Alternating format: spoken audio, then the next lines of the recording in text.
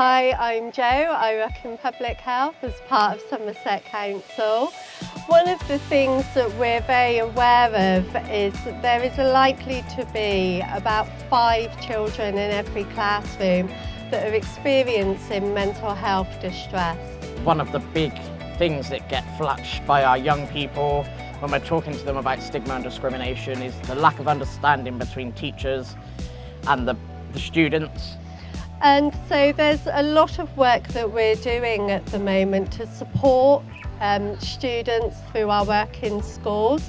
Some of that is around senior mental health leads training, where there will be trained member of staff in schools. But the one thing we're really clear about is how this needs to be across a whole school approach, so that it's not just one person that holds all the information, that young people have the chance to be able to go to anybody within the school.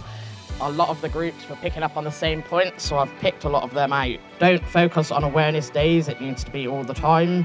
Young people are saying, teachers and adults are still saying, oh, you're young, it's fine, you'll be happy, suck it up, get on with it and everything's fine. That's not the reality for a lot of young people. The whole school needs to be on the same page as different years, get different support. Not everyone is the same. We all think and experience life differently. Adults and professionals, sometimes young people feel like they don't take that into consideration.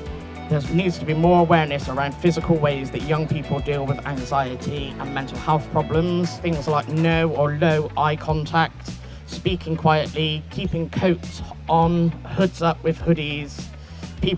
Young people want adults to know they're not being rude, disobedient when this happens, or lazy.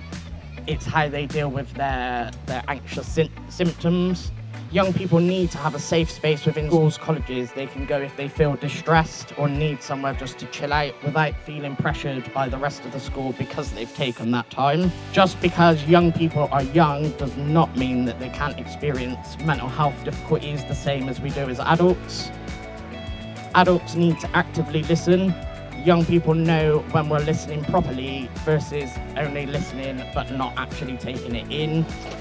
Parents, carers and professionals have the tendency to feel all young people are the same, but they're all different and need different levels of support for their emotions. Young people feel like they have to fit in boxes to get mental health support.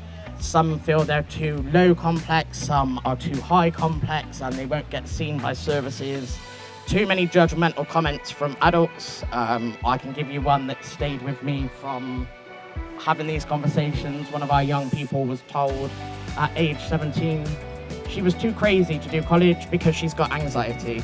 Adults can spend time trying to find out what support is available for under 18s. This comes back to knowing what's around, what organisations do what, so you're able to offer that support to students when they come to you. Being able to give young people 5 minutes just to talk. You might have a really busy day, but that 5 minutes just to sit down and go, hit me, what's the matter, might be a massive thing for someone. Young people feel mental health support is only available to them short term. So what can we do as organisations, people working with young people, to offer more long-term support? We also recognise the challenges that our schools are facing and how difficult it can be when you're faced with time and stress pressures. And that's true for the young people as well as the staff. And we know that there are key times in young people's life, as well as who knows what can bring in our lives. But certainly around, we see high needs, pressure point times, transitions when children are moving from different stages, key stages or schools. And that can happen in children and young people's personal lives as well as throughout school. So it's crucial that we have these adults that are available and trusted to a young person. One of the things that we have, and there's no one thing that's going to work for everybody. Each young person and adults alike are unique individuals. But we developed some time ago now our life hacks. They've been developed and designed by young people, for young people, for looking after your mental health and for supporting friends in looking after their mental health. Life hacks for yourself. Talk to someone about how you feel. It was something Steve touched on in the talk before.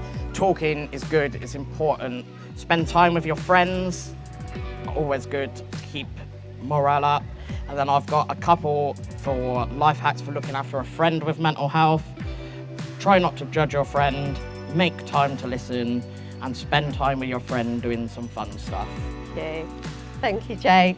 So my top one I chose was be kind to yourself. Give yourself a break and do something just for you. It's okay to look after yourself sometimes as well. Do easy is the acronym for that, things to make you feel good. Eat well, get active, sleep plenty, and try some yoga or relaxation techniques. Learn more about mental health. You can find out information that can help you.